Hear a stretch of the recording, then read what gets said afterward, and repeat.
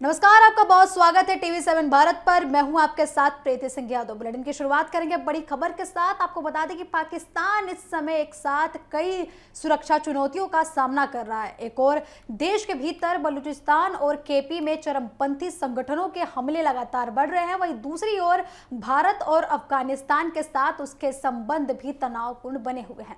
ऐसे माहौल में पाकिस्तान के प्रधानमंत्री शहबाज शरीफ ने सेना के शीर्ष अधिकारियों के साथ उच्च स्तरीय बैठक, देश की सुरक्षा स्थिति समीक्षा की और सशस्त्र बलों को लेकर सरकार के पूर्ण समर्थन का भी भरोसा दिलाया। प्रधानमंत्री कार्यालय की ओर से जारी बयान के अनुसार बैठक में देश के आंतरिक और बाहरी सुरक्षा चुनौतियों पर विस्तार से चर्चा हुई। शहबाज शरीफ ने कहा कि सरकार और पाकिस्तान की जनता देश की सुरक्षा के लिए सेना के साथ कंधे से कंधा मिलाकर खड़ी है। उन्होंने दोहराया कि किसी भी बाहरी या आंतरिक खतरे का मुकाबला करने के लिए सरकार हर आवश्यक कदम उठाएगी और सुरक्षा बलों को पूरा सहयोग दिया जाएगा। आपको बता दें कि यह बैठक ऐसे समय में हुई है जब पाकिस्तान के कई हिस्सों में सुरक्षा स्थिति लगातार बिगड़ती जा रही है। खासकर अफगानिस्तान से सटे खैबर पख्तूनख्वा और बलूचिस्तान प्रांत में आतंकवादियों और अलगाववादी संगठनों की गतिविधियां लगातार बढ़ती हुई दिखाई दे रही है। इस क्षेत्र में सेना, अर्धसैनिक बलों और सरकारी प्रतिष्ठानों को लगातार निशाना बनाया जा रहा है, जिससे सुरक्षा एजेंसियों पर दबाव और भी ज्यादा बढ़ गया है। हाल ही के दिनों में बलूचिस्तान और एक बार हुआ आत्मघाती हमला एक और बड़ा चुनौती बन गया है। आपको बता दें कि कुछ रिपोर्ट्स के अनुसार BLA के एक आत्मघाती हमलावर ने विस्फोटकों से भरे एक ट्रक के जरिए पाकिस्तान के कोस्ट गार्ड के एक कैंप को निशाना बनाया। विद्रोही संगठन ने इस हमले में 30 पाकिस्तानी जवानों को मारे जाने का दावा किया है। आपको बता दें कि जबकि पाकिस्तान के अन्य लोगों के घायल होने की खबर सामने आई है। हालांकि अधिकारी स्तर पर हताहतों की संख्या को लेकर अलग अलग दावे पेश किए जा रहे हैं, लेकिन इस घटना ने पाकिस्तान की सुरक्षा व्यवस्था पर गंभीर सवाल खड़े कर दिए हैं। पाकिस्तान लंबे समय से आरोप लगाता आ रहा है कि उसके खिलाफ सक्रिय आतंकी और अलगाववादी संगठनों को बाहरी समर्थन मिल रहा है।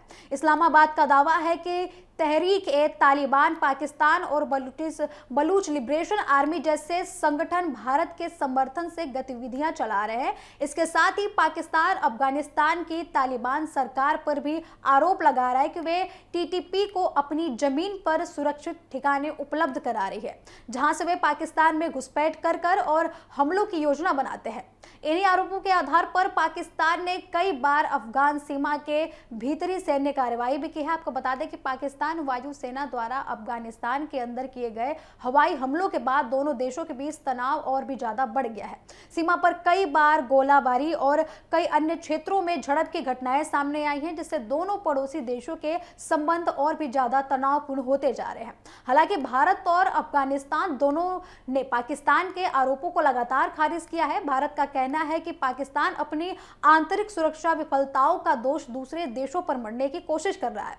नई दिल्ली का स्पष्ट रुख है कि पाकिस्तान ने दशकों तक आतंकवादी संगठनों को संरक्षण दिया और अब वही संगठन उसके लिए बड़ी चुनौती बन गए हैं।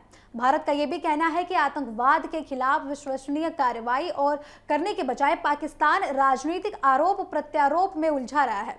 वहीं अफगानिस्तान की तालिबान सरकार ने भी पाकिस्तान के आरोपों को अस्वीकार किया है। तालिबान प्रशासन का कहना है कि पाकिस्तान के भीतर होने वाली हिंसक घटनाएं उसकी आंतरिक समस्या हैं और उसका जिम्मेदार अफगानिस्तान को ठहराना उचित नहीं है।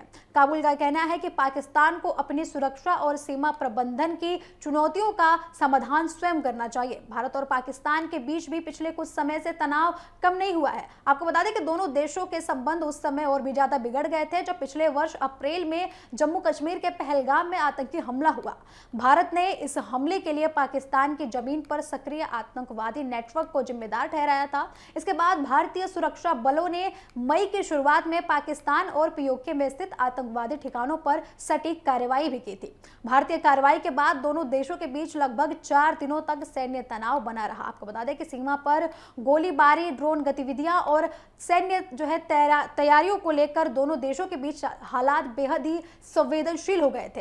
हालांकि 10 मई को पाकिस्तान की ओर से संपर्क किए जाने के बाद दोनों देशों ने युद्ध विराम पर सहमति जताई थी, लेकिन इसके बावजूद द्विपक्षीय संबंध सामान्य नहीं हुए। तनाव एक बार फिर सबसे बड़ा कारण, आपको बता दें कि इस तनाव का सबसे बड़ा कारण सिंधु जल संधि समझौता बना हुआ है। भारत ने सुरक्षा चिंताओं का हवाला देते हुए इस संधि को प्रावधानों को लेकर अपना रुख सख्त किया है। आपको बता दें कि पाकिस्तान लगातार इस मुद्दे को उठाता रहा है और चेतावनी देता रहा है कि यदि पानी रोका गया तो क्षेत्रीय तनाव और भी ज्यादा बढ़ सकता है। हाल ही में पाकिस्तान के रक्षा मंत्री ख्वाजा आसिफ ने भी कहा था कि पानी के मुद्दे पर दोनों देशों के बीच संघर्ष की स्थिति पैदा हो सकती है। अब ऐसे समय में प्रधानमंत्री शहबाज शरीफ द्वारा सेना को खुला समर्थन देना इस बात का संकेत माना जा रहा है कि पाकिस्तान सरकार सुरक्षा चुनौती से निपटने के लिए सैन्य नेतृत्व के साथ पूरी तरीके से खड़ी है। हालांकि विशेषज्ञों का मानना है कि केवल सैन्य कार्रवाई से इन समस्याओं का स्थायी समाधान संभव नहीं हो सकता है। फिलहाल पाकिस्तान के सामने सबसे बड़ी चुनौती देश के भीतर बढ़ती हिंसा और नियंत्रित करने और सीमाओं पर तनाव को कम करने का चुनौती जो है उसके सामने बनी हुई है। चलिए अब सीधे बढ़ते अगली खबर की ओर। नई दिल्ली में अवैध कोयला खनन और कोयले की चोरी पर लगाम लगाने के उद्देश्य से केंद्रीय गृह मंत्री अमित शाह और केंद्रीय कोयला एवं खाद्य मंत्री जो है किशन रेड्डी ने एक उच्च स्तरीय समीक्षा बैठक की है। आपको बता दें कि बैठक में केंद्रीय गृह सचिव, केंद्रीय कोयला सचिव, कोयला मंत्रालय के वरिष्ठ अधिकारी, केंद्रीय औद्योगिक सुरक्षा बल, कोयल इंडिया लिमिटेड और शीर्ष अधिकारियों ने इसमें काफी हिस्सा लिया। आपको बता दें कि बैठक का मुख्य उद्देश्य देश के कोयला क्षेत्रों, विशेष रूप से झारखंड के धनबाद और आसपास के इलाके में बढ़ती अवैध कोयला खनन को और कोयले की चोरी की घटनाओं को जो है उनकी समीक्षा करना तथा उनके खिलाफ कानूनी प्रावधान बनाना बताया जा रहा है। बैठक के दौरान अमित शाह ने अवैध कोयला खनन और कोयले की चोरी की बढ़ती घटनाओं पर गंभीर चिंता व्यक्त की। उन्होंने कहा कि ये कोयला प्राकृतिक संसाधनों की चोरी का मामला नहीं है। केवल आपको बता दें कि उन्होंने ये बोला कि कोयला जो है चोरी केवल प्राकृतिक संसाधनों का चोरी नहीं है, बल्कि इससे सरकार की राजस्व का नुकसान भी है। कानून व्यवस्था पर इसका गहरा प्रभाव पड़ रहा है और संगठित अपराध को भी इससे बढ़ावा मिल रहा है। उन्होंने स्पष्ट किया कि अवैध खनन पर पूरी तरीके से रोक लगाने के लिए केंद्र सरकार सभी आवश्यक कदम उठाने के लिए तैयार है और संबंधित एजेंसियों को समन्वित तथा समयबद्ध कार्रवाई करने के लिए तैयार किया जा रहा है। कोयला मंत्रालय के अधिकारियों ने बैठक में जानकारी दी कि अक्टूबर 2025 में हुई पिछली समीक्षा बैठक के बाद कई महत्वपूर्ण कदम उठाए गए हैं। अधिकारियों ने बताया कि खान और खनिज अधिनियम 1957 के तहत CISF और कोल इंडिया लिमिटेड के अधिकृत अधिकारियों को विशेष अधिकार प्रदान किए गए। इन अधिकारों के तहत अधिकारी अवैध खनन की आशंका वाले क्षेत्र में प्रवेश कर सकते हैं, तलाशी ले सकते हैं, अवैध रूप से निकाले गए कोयले को जब्त भी कर सकते हैं तथा गैर कानूनी गतिविधियों में इस्तेमाल किए गए वाहनों, मशीनों और अन्य उपकरणों को भी अपने कब्जे में ले सकते हैं। इसके अलावा ऐसे मामलों में अदालत में शिकायत दर्ज कराने का भी अधिकार उनको दिया गया है। आपको बता दें कि बैठक में यह भी बताया गया कि दिसंबर 2025 में केंद्रीय गृह सचिव की अध्यक्षता में आयोजित उच्च स्तरीय बैठक में कई महत्वपूर्ण फैसले लिए गए थे। इन्हीं निर्णयों के तहत विभिन्न एजेंसियों के बीच बेहतर समन्वय स्थापित करने के लिए कोयला क्षेत्र समन्वय समिति का गठन किया गया था। अब इस समिति का उद्देश्य केंद्र सरकार और राज्य के विभिन्न एजेंसियों के जो है उनको सूचना शेयर करना है, संयुक्त अभियान चलाना है तथा जितनी भी अवैध खनन की घटनाएं हो रही हैं उन पर कार्रवाई करना है। अमित शाह ने अब तक उठाए गए कदमों की सराहना करते हुए शुरुआती प्रयास को सकारात्मक बताया है, लेकिन समस्या की गंभीरता को देखते हुए अभी अधिक प्रभावी कार्रवाई की आवश्यकता है, ऐसा उन्होंने कहा है। उन्होंने अधिकारियों को निर्देश दिया है कि जीरो कोल लीकेज प्लान को पूरी गंभीरता से लागू किया जाए। उनका कहना है कि अवैध खनन, कोयले की चोरी और उसके अवैध परिवहन पर तभी प्रभावी रोक लगाई जा सकती है जब सभी संबंधित एजेंसियां जो है साझा रणनीति के तहत काम करेंगी। गृह मंत्री ने विशेष रूप से इस बात पर जोर दिया कि MMDR अधिनियम के तहत मिले जो है अधिकारों का उपयोग अधिकारियों को सख्त तरीके से करना चाहिए। बैठक में कोयले के अवैध परिवहन को रोकने पर भी विशेष चर्चा हुई। अमित शाह ने निर्देश दिया कि केवल वैध रूप से खनन किए जाने पर कोयले का उपयोग सुनिश्चित किया जाएगा। इसके लिए उन्होंने GST विभाग को भी इस अभियान में शामिल किया है। आपको बता दें कि उन्होंने कहा कि परिवहन के दौरान प्रत्येक कोयला खेप के लिए ई-वेल बिल की अनिवार्यता की जांच जरूरी है ताकि अवैध रूप से निकाले गए कोयले की सप्लाई चेन की शुरुआती स्तर पर उनकी जांच की जा सके, उसे रोका जा सके। गृह मंत्री ने कोयला मंत्रालय को निर्देश दिया है कि अवैध खनन के खिलाफ चल रही कार्रवाई को नियमित समीक्षा की जाए उसकी और समय समय पर उसकी प्रगति का मूल्यांकन भी किया जाए। उन्होंने आगे कहा कि केवल अभियान चलाने से समस्या का स्थायी समाधान नहीं होगा, बल्कि निरंतर निगरानी, जवाबदेही और तकनीकी सहयोग के जरिए ही इस चुनौती से प्रभावी तरीके से निपटा जाएगा। आपको बता दें कि सुरक्षा व्यवस्था को मजबूत बनाने के लिए अमित शाह ने गृह मंत्रालय के अधिकारियों को निर्देश दिया कि सीआईएसएफ की तैनाती के लिए प्राथमिकता वाली सूची में कोयला क्षेत्र को शामिल किया जाए। उन्होंने कहा कि जिन क्षेत्रों में अवैध खनन की घटनाएं अधिक हैं वहां अतिरिक्त सुरक्षा बलों की तैनाती की जाए ताकि किसी भी प्रकार की सूचना मिलते ही तत्काल कार्रवाई की जा सके। गृह मंत्री ने भरोसा जताया कि केंद्र और राज्य सरकारों, सुरक्षा एजेंसियों तथा कोयला क्षेत्र से जुड़ी संस्थानों के संयुक्त प्रयासों से अवैध कोयला खनन और चोरी पर प्रभावी नियंत्रण स्थापित किया जा सकेगा। अब आने वाले समय में जीरो कोल लीकेज प्लान, तकनीक आधारित निगरानी, सख्त कानूनी कार्रवाई और सुरक्षा व्यवस्था को मजबूत करने जैसे कई अहम मुद्दों पर निर्णय लिए गए। खबरों में आगे बढ़ते हुए रुक करेंगे अयोध्या का। आपको बता दें कि अयोध्या के राम मंदिर में कथित चढ़ावा चोरी और गबन का मामला लगातार तेज बनता हुआ जा रहा है। आपको बता दें कि अब इसका असर देश के अलग अलग हिस्सों में भी दिखाई देने लगा है।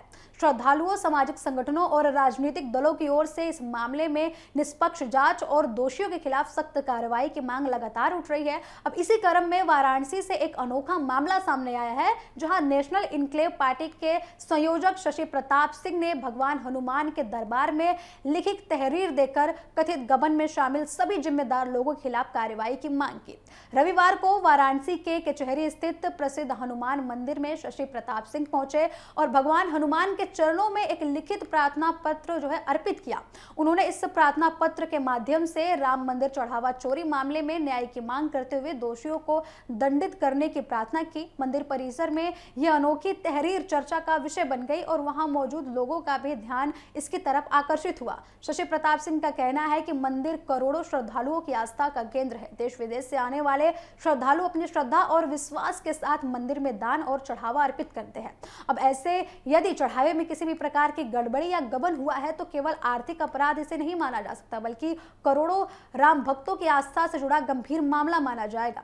उनका कहना है कि इस मामले की जांच पूरी निष्पक्षता और पारदर्शिता के साथ होनी चाहिए ताकि जनता का विश्वास बना रहे। उन्होंने मीडिया से बातचीत में कहा है कि उन्हें एसआईटी की जांच पर पूरा भरोसा नहीं है, लेकिन भगवान हनुमान के न्याय पर उन्हें पूरा भरोसा है।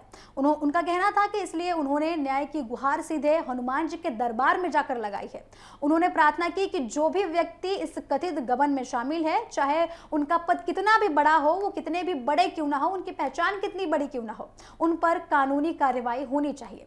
शशि प्रताप सिंह ने आरोप लगाया कि अब तक जांच में केवल छोटे कर्मचारियों और निचले स्तर के लोगों पर कार्रवाई की गई है, जबकि इस पूरे मामले में यदि किसी बड़े स्तर की भूमिका रही है तो उसका भी निष्पक्ष जांच होना चाहिए। उनका कहना था कि केवल निचले स्तर के कर्मचारियों को आरोपी बनाकर मामले का पटाक्षेप नहीं किया जाना चाहिए। यदि जांच के दौरान किसी वरिष्ठ अधिकारी का नाम आता है या फिर ट्रस्ट से जुड़े किसी व्यक्ति का नाम आता है, किसी व्यक्ति को जिम्मेदार माना जाता है, तो उनके खिलाफ भी समान रूप से कार्रवाई होनी चाहिए, ऐसा उनका कहना है। उन्होंने आगे ये भी कहा है कि एसआईटी द्वारा अब तक जिन लोगों के खिलाफ कार्रवाई की गई है उनमें उनके संबंध कथित रूप से बड़े पदों पर बैठे लोगों से जुड़े हो सकते हैं। इसलिए जांच एजेंसियों को केवल प्रत्यक्ष आरोपी तक सीमित नहीं रहना चाहिए, बल्कि पूरे घटनाक्रम की गहराई से जांच करनी चाहिए। उन्होंने ये भी कहा कि यदि किसी स्तर पर लापरवाही, मिलीभगत या निगरानी में कमी रही है तो उसकी भी जवाबदेही तय होनी चाहिए।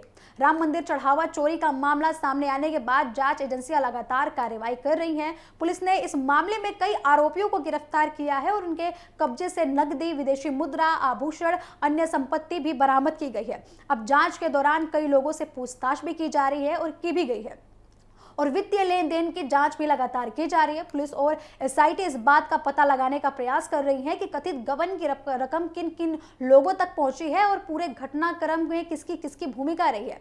इस मामले के सामने आने के बाद अब राम मंदिर ट्रस्ट भी लगातार चर्चा में है। ट्रस्ट की कार्यप्रणाली, दान प्रबंधन व्यवस्था और सुरक्षा तंत्र को लेकर कई सवाल उठ रहे हैं। अब इसी बीच ट्रस्ट के महासचिव चंपत राय और ट्रस्टी अनिल मिश्रा ने अपने पदों से इस्तीफा दिया था। हालांकि उनके खिलाफ अभी तक कोई भी प्राथमिक प्राथमिकी दर्ज नहीं है, जो सबसे बड़ा सवाल खड़ा कर रही है। लेकिन मामले की निष्पक्ष जांच और ट्रस्ट की साख बनाए रखने के उद्देश्य से उनके इस्तीफे का चर्चा बहुत ज्यादा विषय का केंद्र बना हुआ है, चर्चा का केंद्र बना हुआ है। आपको बता दें कि ट्रस्ट की बैठक में इन इस्तीफों पर फैसला और प्रशासनिक व्यवस्था में संभावित बदलाव पर भी विचार किया जा रहा है। राम मंदिर में आने वाले चढ़ावे की सुरक्षा और प्रबंधन को लेकर भी अब नए सिरे से जांच शुरू कर दी गई है। माना जा रहा है कि भविष्य में चढ़ावे की निगरानी, रिकॉर्ड रखने की प्रक्रिया, सीसीटीवी निगरानी, डिजिटल रिकॉर्डिंग और सुरक्षा व्यवस्था को और भी अधिक मजबूत बनाया जा सकता है, ताकि किसी भी तरीके की घटना ना हो। ट्रस्ट के स्तर पर वित्तीय पारदर्शिता बढ़ाने और प्रशासनिक व्यवस्था को अधिक पेशेवर बनाने की भी कोशिश की जा रही है, उस पर विचार किया जा रहा है। वाराणसी के हनुमान मंदिर में दी गई ये तहरीर केवल धार्मिक आस्था का प्रतीक नहीं मानी जा रही है, बल्कि इसे निष्पक्ष जांच और जवाबदेही की मांग के रूप में भी देखा जा रहा है। शशि प्रताप का कहना है कि राम मंदिर देश की संस्कृति और धार्मिक पहचान का प्रतीक है। ऐसे में उससे जुड़ा किसी भी विवाद को निष्पक्ष रूप से उसकी जांच की जानी चाहिए, ताकि करोड़ों श्रद्धालुओं का विश्वास मंदिर पर बना रहे, श्रद्धा पर बना रहे। उन्होंने ये भी कहा कि उनकी मांग किसी व्यक्ति विशेष के खिलाफ नहीं है, बल्कि कानून के समान और निष्पक्ष पालन की है। यदि जांच में कोई भी निर्दोष पाया जाता है तो उसे बेवजह परेशान नहीं किया जाना चाहिए, और यदि कोई भी स्तर की संलिप्तता सामने आती है तो उसके खिलाफ बिना भेदभाव के कड़ी कार्रवाई भी करनी चाहिए। उनका मानना है कि न्याय तभी पूर्ण माना जाएगा जब सभी दोषियों को जिम्मेदार ठहराया जाएगा और किसी को भी बख्शा नहीं जाएगा। तो फिलहाल ये अनोखी तहरीर लोगों और श्रद्धालुओं के बीच चर्चा का विषय बनी हुई है, लेकिन अब सबकी नजरें एसआईटी और पुलिस की जांच पर टिकी हुई है। खबरों का सिलसिला लगातार जारी है, जुड़ रहे हमारे साथ। नमस्कार।